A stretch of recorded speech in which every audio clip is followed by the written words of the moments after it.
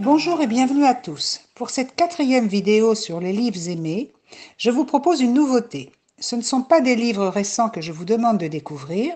Ce que je souhaiterais aujourd'hui, mais si notre jeu vous intéresse toujours, bien sûr, c'est que vous puissiez trouver les noms d'écrivains célèbres ayant un rapport avec Arcachon. Et bien sûr aussi, naturellement, le nom des ouvrages qu'ils ont écrits.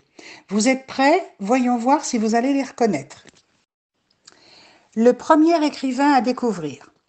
Monstre sacré de la littérature française, exceptionnel par son implication dans les combats de son temps autant que par la fécondité de son imagination, il domine le XIXe siècle.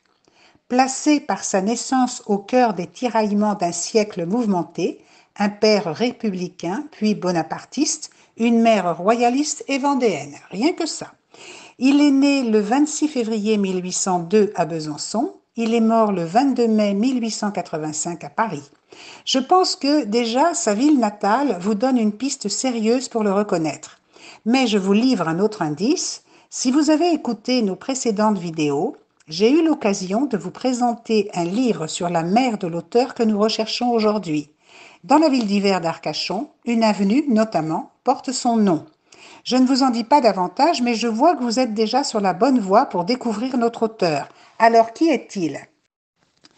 Maintenant, c'est le titre de son ouvrage qu'il faut me donner. Et peut-être que l'ouvrage va également vous mettre sur la piste pour découvrir le nom de l'auteur. On a tout dit, tout écrit ou filmé sur ce livre. L'auteur pointe son doigt sur la misère, il la décortique, il l'explique. Il écoute le peuple. C'est difficile de vous donner une piste pour cet ouvrage archi-connu. Cependant, pour vous aider à le découvrir, sachez qu'à un moment important du roman, il y a un gamin des rues qui chante ceci. « Je ne suis pas un notaire, c'est la faute à Voltaire. Je suis petit oiseau, c'est la faute à Rousseau. » Ça vous est clair, hein? Vous en dire davantage, je reviendrai à vous donner carrément le titre du livre. À vous maintenant. Deuxième ouvrage et auteur à découvrir. Pour cet auteur, une villa en ville d'hiver a porté son nom. Cette villa a été rebaptisée en 1929 du nom d'un village de Judée par le propriétaire de l'époque qui ne souhaitait pas conserver le nom sulfureux de notre auteur dans le cartouche de la villa.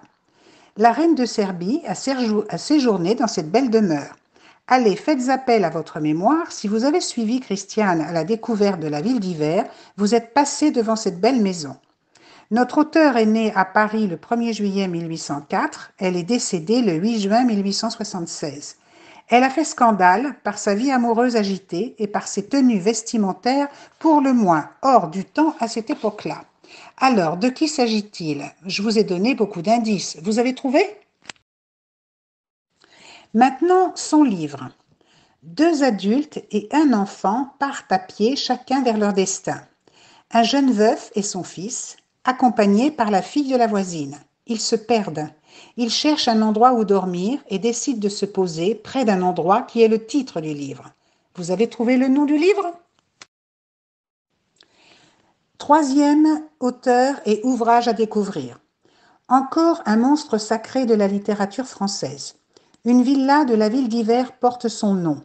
Comme c'est souvent le cas pour de nombreuses personnalités, notre auteur n'est jamais venu à Arcachon. Et pour cause, il est né le 24 juillet 1802 à Villers-Cotterêts, il est décédé à Dieppe en 1870, alors que la mise en chantier de la villa qui porte son nom date de 1895. Il est l'enfant d'un général d'origine afro-antillaise de l'armée française et d'une mère aubergiste. Il est orphelin de père dès l'âge de 4 ans. Sa grand-mère étant noire, il est carteron et doit souvent affronter les sarcasmes racistes. Son œuvre est gigantesque. Vous avez tous lu des romans de cet auteur. Vous en dire davantage, je reviendrai là encore à vous donner son nom. À vous de trouver. Maintenant, le roman. C'est un roman de cap et d'épée aux multiples rebondissements romanesques qui a fait l'objet de très nombreuses adaptations au cinéma et à la télévision. Le héros du livre a 18 ans lorsqu'il vient à Paris pour faire carrière auprès du roi Louis XIII. Avec l'aide de 3 amis, ils vont s'opposer au Premier ministre de l'époque, évidemment je ne vous donne pas son nom, pour sauver l'honneur de la reine de France, Anne d'Autriche. Je sens que vous avez compris de quoi il s'agissait. Vous me donnez le titre du livre? Voilà, chers amis arc-en-cieleux, vous avez 3 auteurs et 3 ouvrages à découvrir. Rappelez-vous que l'adhérent qui nous donnera le plus de bonnes réponses se verra offrir un cadeau surprise. N'allez pas vous imaginer gagner un séjour pour 2 aux Caraïbes, mais vous ne gagnerez pas non plus un porte-clés. Je vous retrouve très vite, chers amis lecteurs, pour les réponses.